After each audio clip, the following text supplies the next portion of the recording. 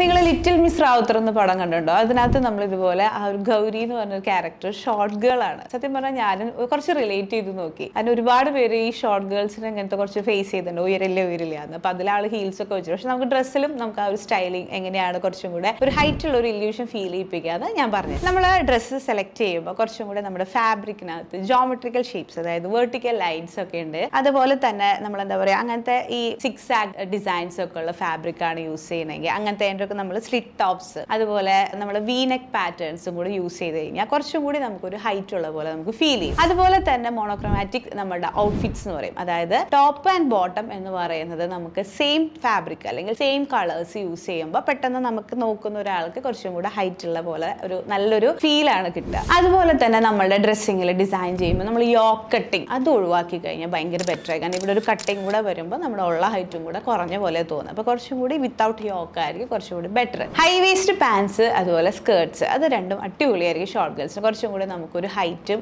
ആ ഒരു ഇല്യൂഷൻ നമുക്ക് ക്രിയേറ്റ് ചെയ്യാൻ പറ്റും. അതുപോലെ മാക്സിമം ഈ ഓവർ സൈസ്ഡ് ടീഷർട്ട്സ്, ഷർട്ട്സ്, അതുപോലെ തന്നെ ബാഗി ജീൻസ് അതൊക്കെ ഇപ്പോൾ ട്രെൻഡിങ് ആണ്. പക്ഷേ ഷോർട്ട് ഗേൾസ് മാക്സിമം അത് ഒഴിവാക്കി അവരുടെ ഒരു ഔട്ട്ലുക്കിന് കുറച്ചും കൂടി ഒരു ബെറ്റർ കോൺഫിഡൻസ് ലെവൽ നമുക്ക് കുറച്ചും കൂടെ കൂട്ടാൻ പറ്റും. അപ്പോൾ നിങ്ങൾക്ക് ഇത് ഇഷ്ടപ്പെട്ടെങ്കിൽ നിങ്ങളുടെ ഷോർട്ട് ഗേൾസ് ഫ്രണ്ട്സ് ആരെങ്കിലും ഒക്കെ ഉണ്ടെങ്കിൽ അവർക്ക് ഷെയർ ചെയ്യാം, യൂസ്ഫുൾ ആയിരിക്കും. Okay, thank you.